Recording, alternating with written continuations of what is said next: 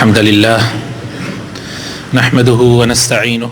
ونستغفره ونستهديه ونعوذ بالله من شرور أنفسنا ومن سيئات أعمالنا من يهده الله فلا مضل له ومن يضلل فلا هادي له وأشهد أن لا إله إلا الله وحده لا شريك له وأشهد أن محمدا عبده ورسوله يا أيها الذين آمنوا اتقوا الله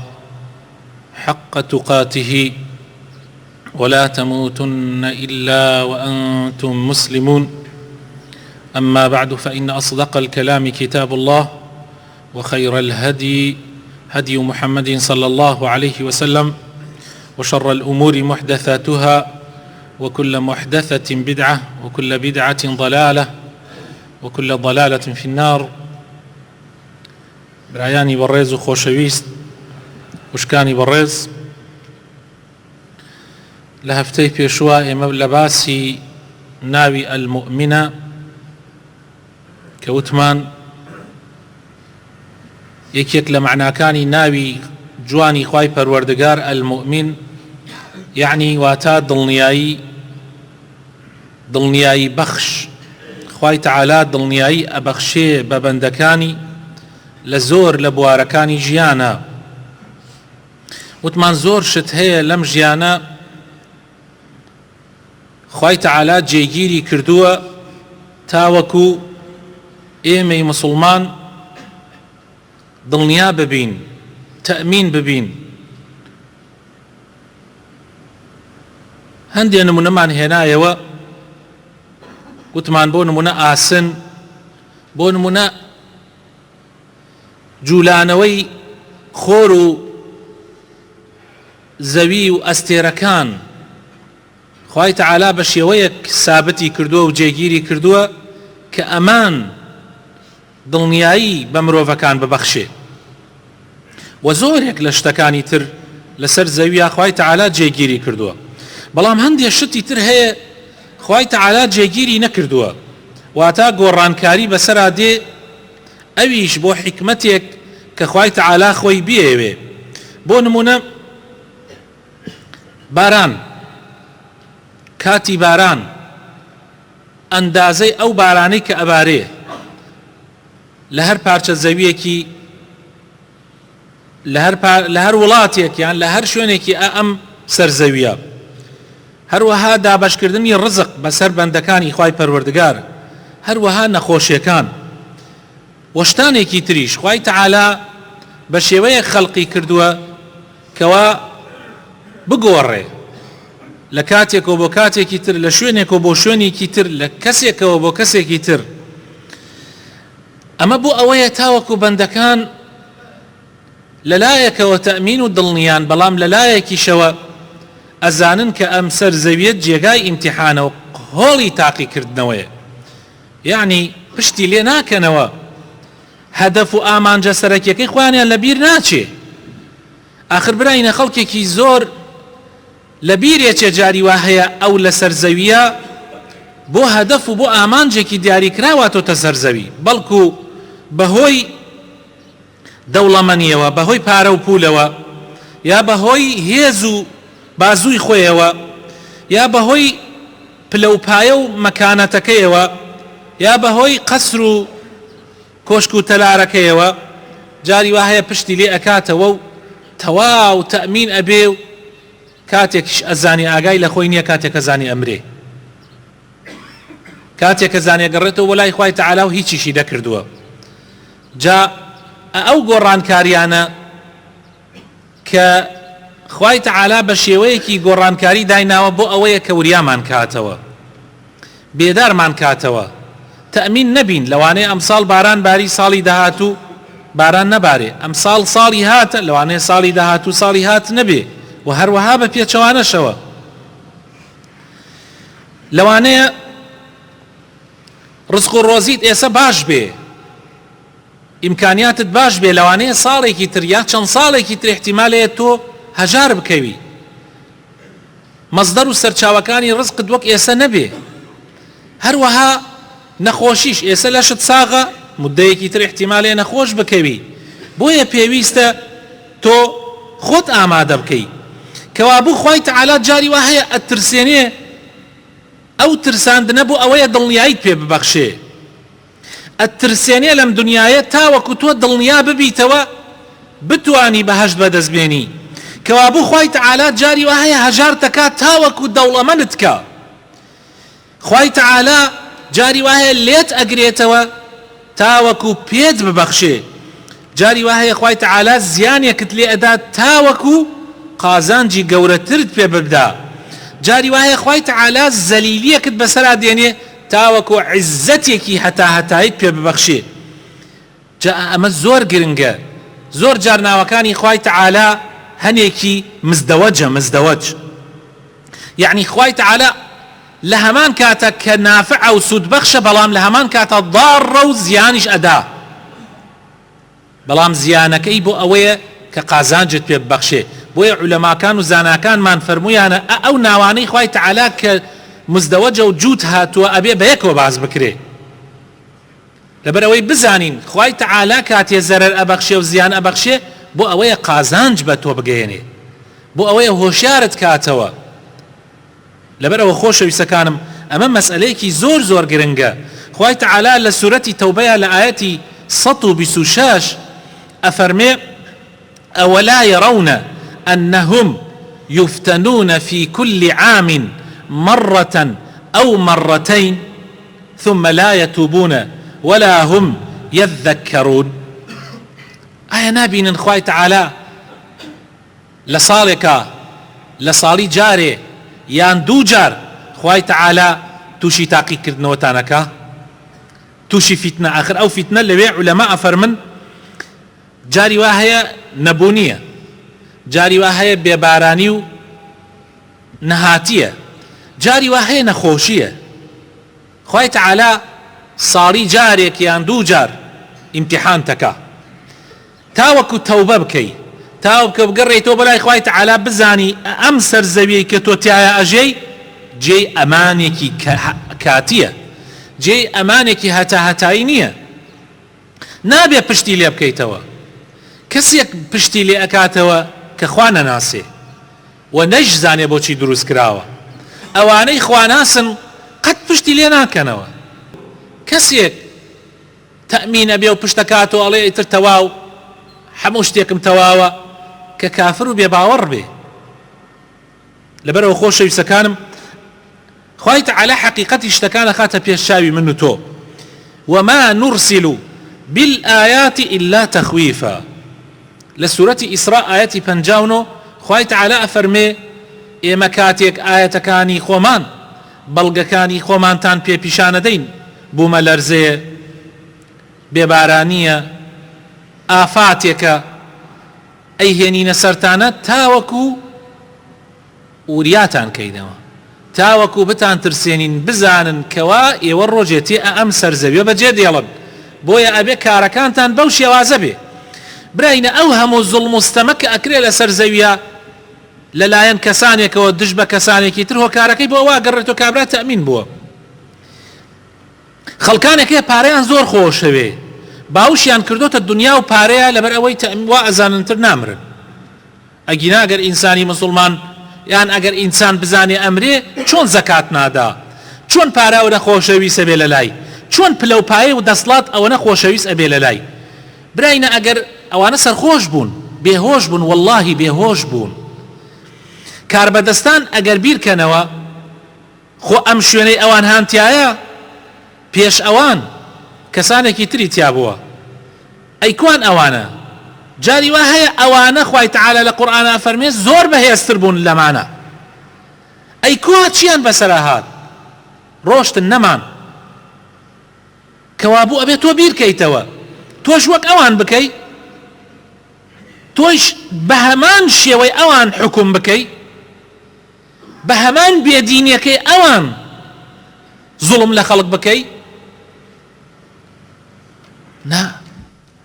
کاوابوو ئەوان ڕۆیشتن ئەبێ من وەک ئەوان نەبم ئەوان بەجێیان هێڵا خۆ منیش بەجێ دێڵم خۆ ئەبێ من وەک ئەوان نەبم ئەوەیە خۆشەویستەکانم جا لە ڕۆژی قیامەتە خوا عوزر بەدەست هیچ کەسێک وە نایەڵێ هیچ کەسێ عوزری نییە هیچ زاڵمێنە عوزری نییە بڵێ وەڵا کاکە من نەمزانی هیچ کەسێک لە ئێمە عوزری نییە بڵێ ئاخر خوایە تۆ لەشێکی ساغت دابوو بە من نەمەزانی نەخۆشەکەەوە، ئەوەنە پارە و پورت دابوو بە من ئیمتیحانت نەکردم تا بزانم وان بەسەرا دێ وان بەسەرا دێ لە دەستمە چێ. خوای تەعالا ئەو عوزرت بۆ نایەڵێتەوە تاوەکو بێیتە سەر ڕێگا، ئەگەر نەهاتی خۆت کەوابوو مەسەلەکە لە خۆتایە. ئێستا ئەم بەڵاو موسیبەتەی کە لەناو ئێمەیە پیا بووە، بۆ نمونە ئەم نەخۆشی کۆڕۆنا کە ئێستا سەر زەوی هەموو تۆقاندووە، ئەمە شێکێکە لەو بەڵایانەی کە خوای تەعالا مرۆڤایەتی پێ ئیمتیحان و تاقیە کاتەوە. ئیمتیحانەکانی خوای تەعالا تەربیەتی ئینسانەکان ئەدە. زۆر کەس ئەگەڕێتەوە، زۆر کەس تەوبە ئەکا، زۆر کەس هەیە بێدینە بەس یەک بوومە لەرزە ئەیهێنێتە تایب، یەک لافاو ئەیهێنێتە سەر ڕێگا. ئەمە ئیمتیحانەکانی خوایە. بەڵام مهم ئەوەیە ئێمەی مسلمان لە حاڵەتی ئەم وەزعە بزانین کە ئەمە قەدەری خوایە، ئیمانێکی تەوامان بە ئەقداری خوای پەروەردگار هەبێت. بەڵام لە حەدیثێکی صحیحی پێغەمبەر هاتووە صلی الله عليه وسلم، جبریل پرسیاری لە پێغەمبەر کرد، فەرمووی ئەی محەممەد ئیمان چییە؟ یعنی ئیمانی تۆ لەسەر چەند پایەدا ئەمەزرێ؟ فەرمووی ئیمان بەخوا، بە مەلائیکە، بە کتێبە ئاسمانیەکان، بە پێغەمبەران، بە ڕۆژی دوایی، بە قەزا و قەدەر خەیری و شەڕی. من و تۆ ئەبێ باوەڕێکی تەواومان هەیە هەبێ بە قەزا و قەدەر، باوەڕمان هەبێ کە ئەجەل هەمووی دیاری کراوە، کەس نامرێ ئیلا ئەجەلی هاتبێ، پێش ئەجەلی خۆی نامرێ، واللهی نامرێ. ئێمە ئەبێ بەو باوەڕەوە تەماشای کۆرۆنا و هەر بەڵایەکی تری خوای پەروەردگار بکەین، ئەبێ باوەڕێکی پتەومان هەبێ کە ئەمە قەزا و قەدەری خوای پەروەردگارە. یعنی ئەگەر هات بزانین ئەمە ئاەتێکی خوای پەروەردگارە و ئیمتیحانێکی خوایە، هەوڵ بدەین ئەسباب بگرینە بەر. ئەگەر لە شوێنێکا بوو مەڕۆ بە ئەو شوێنە، ئەگەر لە شوێنێکە ئەو نەخۆشیە هەبوو مەڕۆ ناوی، ئەگەر لە ناویشی بوو دەرمەچۆ بۆ ئەوەی خەڵکی تر توش نەبێ، بۆ ئەوەی خەڵکی تر توش نەبێ. ومانەوە لە ناویە لەوانەیە ببێتە مای شیفا، چونکە هەر کەسی ئەم نەخۆشیە بگرێ یەک جار بیگرێ، ئەگەر چاک ببێتەوە خوا شیفای بدە، دوایەوە هەرگیز هەتا مردن نایگرێتر. ئیشەکانی خوا وایە. لەبەر ئەوە پێغەمبەری خوا صلی الله علیه و سلم ئەوە نەسیحەتمانی کردو، ئێمە ئەسباب وەرەگرین، بەڵام قەناعەتمان وایە ئەمە قەزا و قەدەری خوای پەروەردگارە و هیچ ناتوەقین و هیچ ناترسین. من و تۆ ئیماندارین وەڕێی خوامان گرتو، ئەگەر خوا لێمانی قبول بکە ئین شاء الله تعالی و خوا سەباتمان پێ ببەخشێ و ئیستیقامەمان پێ ببەخشێ، ئیتر نابێ بترسین. بەڵام خۆ پاراستنیش پێویستە. پێغەمبەری خوا صلی الله عليه وسلم ئاوای فەرمووە و فەرموویەتی خۆت ڕابکەن لە دەستی کەسێک کە نەخۆشی مەجذوم هەبووە، فەرموویەتی پێغەمبەر صلی الله عليه وسلم فر من المجذوم فرارك من الأسد. کەسێکی ئەگەر نەخۆشی مەجذوم نەخۆشیێکی پیس بووە، زوو بڵاو بووەتەوە، ئەگەر بیدایە لە هەر کەسێ پێستی ئەوەری و ئەیکوژێ. پێغەمبەری خوا صلی الله عليه وسلم فەرموویەتی لەو کەسە ڕابکە وەکو چۆن لە دەست شێر ڕاکەی، یعنی بۆ ئەوەی توش نەبیت و خەڵکی ترش توش بکەی، هیچ مانعێک نییە. و لە حەدیثە هاتووە پێغەمبەری خوا صلی الله عليه وسلم ئەفەرمێ کەسی نەخۆش مەبەن بۆ لای کەسی ساغ. زۆر ئاساییە من و تۆ ئەتوانین ئەمە بکەین. ئەمانە هەمووی حەدیثی صحیحن. ڕۆژێکیان پێغەمبەری خوا صلی الله علیه وسلم بەیعەتی لە مسلمانان وەرەگرت، هەر بەیعەتێکیشی وەرەگرت تەوقەی لەگەڵا کرد لەگەڵ ئەو کەسە. کابرایەکیان هێنا تووشی نەخۆشی پێست بوو وەکو ئەو مەجذومەی کە باسمان کرد، پێغەمبەر صلی الله علیه وسلم فەرمووی لە شوێنی خۆت ڕابوەستە، بەیعەتەکەمان لێ وەرگرتی، تەواو مەیە پێشەوە. کەسێ نەخۆش بوو با تەوقە نەکە و تەوقەشی لەگەڵا مەکە و گوناحباریش نابیت. ئیسلام وا فێرمانەکە ئەم ئەسبابانە وەربگرین، بەڵام کە هات و تووشیشت بووی لا حول ولا قوة إلا بالله صبر بگرن شەهیدی إن شاء الله تعالى. ئەصحابەی پێغەمبەر صلی الله عليه وسلم طاعونێک ڕووی کردە عەمواس شوێنێکە لە شام لە سەردەمی ئیمامی عومەری کوڕی خەتاب، ئەو خەلیفە بوو. سوپای ئیسلام بەوێ تێپەڕ ڕەبوو، هەندێکی گەیشت بوو ئەوێ، هەندێکی نەگەیشت بوو. ئەوانەی گەیشتن توش بوون و زۆریان شەهید بوون. معاذی کوڕی جەبەل لەوانە بوو. زۆرێک لە ئەصحابەکانی پێغەمبەر صلی الله علیه وسلم شەهید بوون هەتا عەمری کوڕی عاص لە ناویا بوو کاتێ ئەم طاعونە ڕوویدا بردیانێ شاخەکان بڵاوەی پیان کرد بردیانێ بەرزایەکان و بڵاوەی پیان کرد ئیتر بۆ ئەوەی ئەم لە ئەوە توش نەبێ ئیتر ئەوەی توش بوو شەهید بوو چاکۆ نەبوو شەهید بوو مرد و شەهید بوو ئەوەیشی کە چاک بووە چاک بوویەوە ئیمامی عومەر بەڕێگاوە بوو کە خەبەرەکەی بیست وەستا سوپاکەی وەستا هەندێک لە ئەصحابەکان هاتن وتیان ئەمە بۆ وەستایی وتی وەڵا لەبەرەوەی خەبەرمان بیستووە تاعوندایە لە عەمواس وتیان ئەی بۆ ڕاکەی لە قەدەر خوا ڕاکەی یعنی ئەی عومەر تۆ لە قەدەری خوا ڕاکەی فەرمووی ئێمە قەدەری خوا پاڵ ئەنەین بە قەدەری خوا ئەوە قەدەری خوایە نەڕۆیشتنیشم بۆ ئەوەی قەدەری خوایە ندفع القدر بالقدر بۆیە ئێمەی مسلمان بە قەدەری توانە خۆمانە پارێزین ئەوە خاڵی یەکەم خاڵی دووهەم خۆشەویستەکانم پێویستە ئێمە بڕێ ئەسبابی ترمان هەیە وەری بگرین لەوانە زۆر ضرورە ئەوانەی دوکانیان هەیە ئەوانەی شیرینی ئەفرۆشن ئەوانەی دوکان مەطعەم و ئەو شتانیان هەیە خواردەمەنی پێویستە پاکی بپارێزن ئەوە سنەتی ئیسلامە و حەق خۆشێتی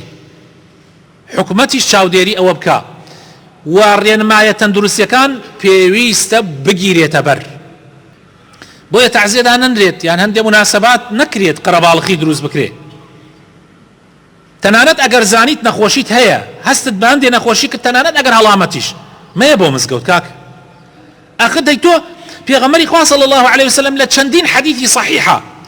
ئەفەرمێ ئەگەر بۆنی دەمت هات بە پیاز بە سیر مەیە بۆ مزگەوت ئەی تۆ کۆکەتە هەڵامەتە بۆنەکەت زۆر زۆر ناخۆشە قرخە قرخ و کۆکە کۆکتە تأثير لجويكي تأثير للروحية نيوجكاكي تأثير لكابراكي بباري وآوي لوت ديت أخواروا تأثير يعني بالراسي خلق أتوقيني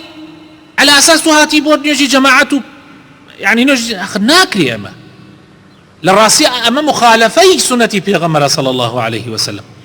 أوي كبيغمري خوشوي بان نصيحتي بيغمر وربقري صلى الله عليه وسلم بيغمري خوا أفرمي أوي بيازي خوار سيري خوار نزيكي مزقود نبيتوا لما لقي خوي دانشتا بونكاي نامينه اي اگر هلامتي بي اي اگر ترسش هبه او هلامته شتي تريش به بويا به بقدري توانا اوندي بيويستو اوندي لتواناته هيا ابي خود بباريزي معلوم ناري خود بباريزي اوش ديني پیغمبر و ديني اسلام ايما دينه كمان وافيري كردين قرآن و سنة كمان وافيري كردين بمشي وازبين خومانا باريزين بس نايش توقين و هەوڵ ئەدەین ئەسبابەکان بگرین لەبەر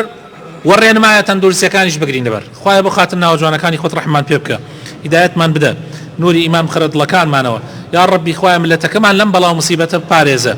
یا ڕەبی خوایە بۆ خاتر ناوجوانەکانی خۆت بمان پارێزی هەموو وڵاتانی تری ئیسلامیش یا ڕەب العالەمین یا ڕەبی خوایە بۆ خاتر ناوجوانەکانی خۆت بۆ خاتر ئیسمی عەظەمی خۆت یا ڕەب العالەمین خوایە هەموو ئافاتێک هەموو دەردێک هەموو بەڵایەک لە ئێمە بەدوور بگرە يا رب العالمين خوايا شفاي نخوشكان من بدي يا ربي خوايا رحم بمردوكان من بكي آمين آمين خۆشەویستەکانم هەندێک دوعا و ذکر هەیە زۆر زۆر ضرورە ئێمە لەم کاتانە بیخوێنین ئەگەر هەر نەتزانیش سورەت فاتحە خۆی بۆ خۆی ڕوقیەیە ئینسان لە ڕۆژێکە چەند جارێک حەوت جار سورەتی فاتحە بەیانیان بخوێنە ئێواران حەوت جار ئەگەر نەتزانی لەگەڵ قول هو الله أحد يعني للراسياز قلغانە بإذن خوای تعالى قەڵایەکە بۆ تۆ بەڵام ئەگەر بتوانی لەگەڵ یا قل أعوذ برب الفلق قل أعوذ برب الناس آية الكرسي ئەمانە هەمووی شیف قورآن هەر هەمووی شیفایە بەڵام بە تایبەتی ئەم ئاەتانە بڕێ ئەحادیثی پێغەمبەر هەیە صلی الله عليه وسلم بەیانیان و ئێواران پێغەمبەر خوێندێتی أعوذ بكلمات الله التامة من شر ما خلق پەنا ئەگرمە ناوەکانی خوای پەروەردگار پەنا ئەگرمە وشە پیرۆزەکانی خوای پەروەردگار لە هەموو لە شەڕی هەموو ئەوەی خەڵقی کردووە ئینسان ئەم دوعایە بخوێنێ ئیتر بەڕاستی زۆر گرنگە بسم الله الذي لا يضر مع اسمه شيء في الأرض ولا في السماء وهو السميع العليم بناوي أو خو هرشتك أخوي دزبو هرشتك أبي يعني جاري وهي خوتو إيساتو نازاني لكوا يعني أم ميكروبة لكوايا بتايبت علين مثلا لقي درقاي مالايا دسبي بوشتي لوانية بسر أمو 12 ساعات أمينيتو أم ميكروبة أي توش دواي دسي بيوادي ئەمە ئەگەر ڕەحمەتی خوا نەبێ ئەگەر خوا نەتپارێزێ بەخوا هەموو عالم تووشێ بێ بەڵام ڕەحمەتی خوا هەیە بڵێ بسم الله الذي بناوي أو خوايك لا يضر مع اسمه شيء في الأرض ولا في السماء وهو السميع العليم لقل ناوي أوا هيج تكزر ناقيني نلا أسمان ونلا زوي خواي تعالى بيسرو زانايا